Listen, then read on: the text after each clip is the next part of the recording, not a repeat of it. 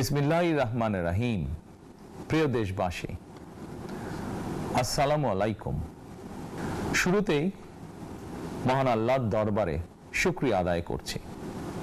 হাজারো শহীদের প্রাণের বিনিময়ে আমরা দেশ এবং জনগণের স্বাধীনতা, সার্বভৌমত্ব রক্ষা করতে পেরেছি। তাবেদার মুক্ত বাংলাদেশে জনগণের ভোটে জনগণের কাছে জবাবদিহিমূলক একটি নতুন সরকার যাত্রা শুরু করেছে। দেশে গণতন্ত্র এবং মানুষের অধিকার পুনঃপ্রতিষ্ঠার এই যাত্রা লগ্নে আমি দেশবাসীকে শুভেচ্ছা এবং আন্তরিক অভিনন্দন জানাই। স্বাধীনতা প্রিয়, গণতান্ত্রিক আমি প্রিয়।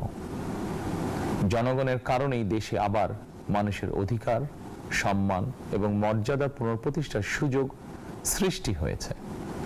আমি দেশবাসীর উদ্দেশ্যে একটি বার্তা দিয়ে বলতে চাই, মুসলমান, হিন্দু, বৌদ্ধ, খ্রিস্টান তথা দল, মত, ধর্ম, বর্ণ নির্বিশেষে পাহাড়ে কিংবা সমতলে বসবাসকারী এই দেশ আমাদের সবার।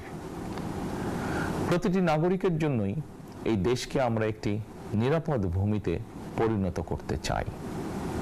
একটি স্বনির্ভর, নিরাপদ, মানবিক, গণতান্ত্রিক বাংলাদেশ প্রতিষ্ঠায় বিএনপি সরকারের লক্ষ্য। প্রিয় দেশবাসী, ফ্যাসিবাদের সময়কালে দুর্নীতি, দুঃশাসনে পর্যুদস্ত একটি ভঙ্গুর অর্থনীতি, দুর্বল শাসন কাঠামো আর অবনতিশীল আইন শৃঙ্খলা পরিস্থিতির মধ্য দিয়ে নতুন সরকার যাত্রা শুরু করেছে। আইন শৃঙ্খলা পরিস্থিতির উন্নয়ন এবং কঠোরভাবে দুর্নীতি নিয়ন্ত্রণের মাধ্যমে জনগণের মনে শান্তি, নিরাপত্তা ফিরিয়ে আনাই হচ্ছে আমাদের সরকারের প্রধান অগ্রাধিকার। সারা দেশে জুয়া এবং মাদকের বিস্তারকেও বর্তমান সরকার আইন শৃঙ্খলা অবনতির অন্যতম কারণ বলে চিহ্নিত করেছে। সুতরাং জুয়া এবং মাদক নিয়ন্ত্রণে আইন শৃঙ্খলা বাহিনী সব রকমের কঠোর পদক্ষেপ গ্রহণ করছে। জনজীবনে শান্তি ও নিরাপত্তা নিশ্চিত করতে সরকার সর্বোচ্চ উদ্যোগ গ্রহণ করছে।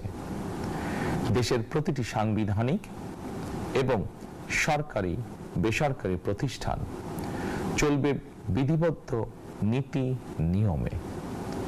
দলীয় কিংবা রাজনৈতিক প্রভাব, প্রতিপত্তি অথবা জোর জবরদস্তি নয়। আইনের শাসনই হবে রাষ্ট্র পরিচালনার শেষ কথা। প্রিয় দেশবাসী, আগামীকাল থেকে সারা দেশে শুরু হতে যাচ্ছে পবিত্র মাহে রমাদান। আমি দেশবাসীকে পবিত্র মাহে রমাদানের শুভেচ্ছা জানাই। রমাদান আত্মশুদ্ধির মাস। আমরা যদি আত্মশুদ্ধি শব্দটির মর্মার্থ উপলব্ধি করি, তাহলে এই মাসে মানুষের ভোগান্তি বাড়ার কথা নয়।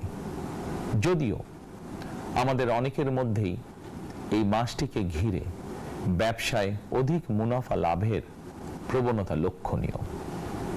আপনাদের প্রতি আমার বিনীত আহ্বান, রমাদানের পবিত্রতা রক্ষার্থে এই মাসটিকে আপনারা ব্যবসা মুনাফা লাভের মাস হিসাবে পরিগণিত করবেন না।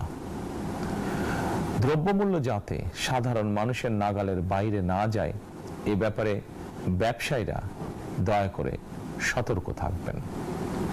হাজারো প্রাণের বিনিময়ে একটি মাফিয়া সিন্ডিকেটের পতন ঘটিয়ে রাষ্ট্র এবং সরকারের জনগণের অধিকার প্রতিষ্ঠার অঙ্গীকার নিয়েই আমরা রাষ্ট্র পরিচালনার দায়িত্ব গ্রহণ করেছি। বিএনপি সরকার সকল ক্ষেত্রেই অনাচার, অনিয়মের সকল সিন্ডিকেট ভেঙে দিতে বদ্ধপরিকর ইনশাআল্লাহ। ক্ষুদ্র, মাঝারি কিংবা ছোট বড় সকল ব্যবসায়ীদের প্রতি বর্তমান সরকারের দৃষ্টিভঙ্গি সহজ এবং স্পষ্ট। বর্তমান সরকার ব্যবসায়ী এবং ক্রেতা সাধারণ উভয় স্বার্থ রক্ষা করে প্রয়োজনীয় পদক্ষেপ গ্রহণ করতে চায়। সুতরাং সরকারের পক্ষ থেকে কি ধরনের উদ্যোগ গ্রহণ করলে বাজার পরিস্থিতি নিয়ন্ত্রণে থাকবে কিংবা ক্রেতা বিক্রেতা উভয়েরই স্বার্থ রক্ষা হবে, এ ব্যাপারে আপনাদের যে কোনো ধরনের পরামর্শ কিংবা অভিযোগ শুনতে সরকার প্রস্তুত। ক্রেতা বিক্রেতা গ্রহীতা এই সরকার সকলেরই সরকার। এই সরকার আপনাদেরই সরকার। আপনারাই ভোটের মাধ্যমে এই সরকারকে রাষ্ট্র পরিচালনার দায়িত্ব দিয়েছেন। আপনারাই এই সরকারের শক্তি। প্রিয় দেশবাসী, পবিত্র রমাদান মাসে রোজাদারগণ বিশেষ করে ইফতার, তারাবি, সেহরি এই সময়গুলোতে নিরবিচ্ছিন্নভাবে গ্যাস, পানি ও বিদ্যুৎ সরবরাহ পেতে চান। এই বিষয়টি নিশ্চিত করতে এরই মধ্যে আমি সংশ্লিষ্ট কর্তৃপক্ষকে নির্দেশনা দিয়েছি। অপচয় রোধ করে কৃচ্ছতা সাধন প্রতিটি মুসলমানের ঈমানি দায়িত্ব। অফিস আদালতে বিনা প্রয়োজনে কিংবা প্রয়োজনের অতিরিক্ত গ্যাস, বিদ্যুৎ, পানি খরচের ব্যাপারে সচেতনতা অবলম্বন করাও ইবাদতেরই অংশ বলেই আমি মনে করি। দেশের সকল সরকারি বেসরকারি কর্মকর্তা কর্মচারী এবং জনসাধারণের প্রতি কৃচ্ছতা সাধনের আহ্বান জানানোর আগে আমি সরকারের মন্ত্রী এবং বিএনপি সংসদ সদস্যদেরকে দিয়েই একটি দৃষ্টান্ত স্থাপন করতে চেয়েছি। বিএনপি সংসদীয় দলের প্রথম সভাতেই আমরা সিদ্ধান্ত নিয়েছি বিএনপি থেকে নির্বাচিত কোনো সংসদ সদস্য সরকারি সুবিধা নিয়ে ট্যাক্স ফ্রি গাড়ি আমদানি করবেন না এবং প্লট সুবিধাও নেবেন না। আমি আপনাদের সামনে বলেছিলাম রাষ্ট্র পরিচালনার সুযোগ পেলে বিএনপি সরকার মহানবীর ন্যায়পরায়ণতার আদর্শ অনুসরণ করবে। আমি মনে করি বিএনপির সংসদীয় দলের এই সিদ্ধান্ত ন্যায়পরায়ণতার আদর্শেরই একটি অন্যতম প্রতিফলন।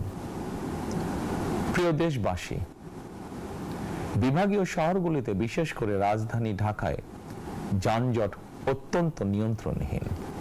হাটে মাঠে ঘাটে, অফিস আদালতে জনগণের ভোগান্তির শেষ নেই। জনজীবনের নানা ক্ষেত্রে জনদুর্ভোগ লাঘব করা না গেলে জনমনে স্বস্তিও ফিরবে না। রাজধানীতে জনসংখ্যার চাপ কমাতে বিকল্প ব্যবস্থা গ্রহণ করা জরুরি হয়ে পড়েছে। মানুষ তার নিজ জেলায় কিংবা নিজের বাসা বাড়িতে থেকেও যাতে সহজভাবে সঠিক সময়ে অফিস, আদালত, ব্যবসা বাণিজ্য করতে পারেন, সেই লক্ষ্যকে সামনে রেখেই সারা দেশে রেল যোগাযোগ ব্যবস্থা ঢেলে সাজানোর উদ্যোগ নেওয়া হচ্ছে। এই পরিকল্পনার অংশ হিসাবে প্রথমেই রেল, নৌ, সড়ক এবং সেতু মন্ত্রণালয়ের কার্যক্রম পুনর্বিন্যাস ও সমন্বয় করা হচ্ছে। আমরা মনে করি সারা দেশে রেল যোগাযোগ ব্যবস্থার সহজ, সুলভ এবং নিরাপদ করা গেলে একদিকে যেমন জনগণের শহর কেন্দ্রিক বা নগর কেন্দ্রিক নির্ভরতা কমবে, অপরদিকে পরিবেশেরও উন্নতি হবে। প্রিয় দেশবাসী, আমাদের চারপাশে সমস্যার শেষ নেই, তবে সমস্যার পাশাপাশি সম্ভাবনাও কিন্তু কম নয়। আমাদের বৃহৎ জনগোষ্ঠীকে যদি আমরা দক্ষ জনশক্তিতে রূপান্তরিত করতে পারি, তাহলে এই জনসংখ্যাই হবে আমাদের জনসম্পদ। আমরা নিজেদেরকে দক্ষ করে গড়ে তুলতে পারলে শুধু বাংলাদেশই নয়, বিশ্ব বাজারও আমাদের জন্য উন্মুক্ত। তথ্য প্রযুক্তির সিঁড়ি বেয়ে বিশ্ব এখন কৃত্রিম বুদ্ধিমত্তার যুগে প্রবেশ করেছে।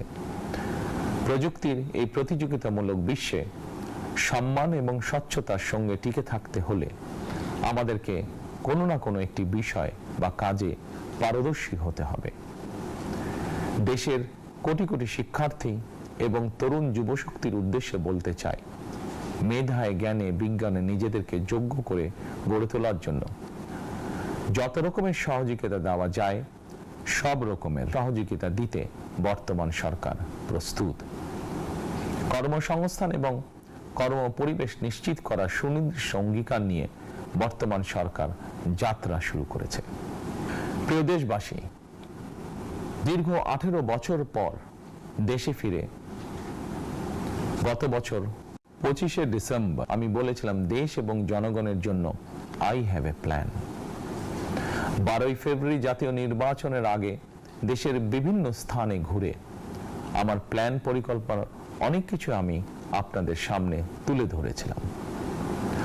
আপনারা স্বাধীনতার ঘোষকের প্রতিষ্ঠিত দল বিএনপিকে ভোট দিয়ে রাষ্ট্র পরিচালনার দায়িত্ব দিয়েছেন, সকল পরিকল্পনা বাস্তবায়নের সুযোগ দিয়েছেন। এখন এই সুযোগকে কাজে লাগিয়ে সকল অঙ্গীকার পূরণ করার দায়িত্ব বিএনপি সরকারের। আমরা আমাদের পরিকল্পনা এবং প্রতিশ্রুতি বাস্তবায়নের কাজ শুরু করে দিয়েছি ইনশাআল্লাহ। অঙ্গীকার পূরণের এই যাত্রা পথে আমরা ভবিষ্যতের দিনগুলোতেও আপনাদের অব্যাহত সমর্থন প্রত্যাশা করি। প্রিয় দেশবাসী, সরকার প্রধান হিসাবে আমি দেশবাসীর উদ্দেশ্যে একটি বিষয়ে প্রতি দৃষ্টি আকর্ষণ করে বলতে চাই।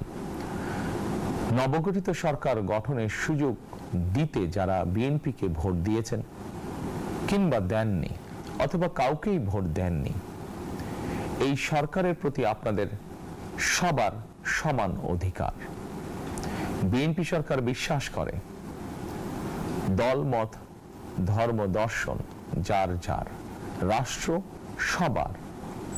এই দেশে, এই রাষ্ট্রে একজন বাংলাদেশী হিসাবে আপনার, আমার, আমাদের প্রতিটি বাংলাদেশী নাগরিকের অধিকার সমান। প্রিয় দেশবাসী, আল্লাহ আমাদের সবাইকে নিরাপদ এবং সুস্থ রাখুন। আল্লাহ আমাদের সকলকে ইতিবাচক পরিকল্পনাগুলো বাস্তবায়নের তৌফিক দিন। পবিত্র রমাদান মাস শুরুর শুভ লগ্নে আল্লাহর দরবারে এই নিবেদন রেখে আমার বক্তব্য শেষ করছি। আল্লাহ হাফেজ। বাংলাদেশ জিন্দাবাদ। Don't forget to like, share and follow Awaz BD on Facebook, YouTube and Instagram. For breaking news and more, head over to www.awazbd.us.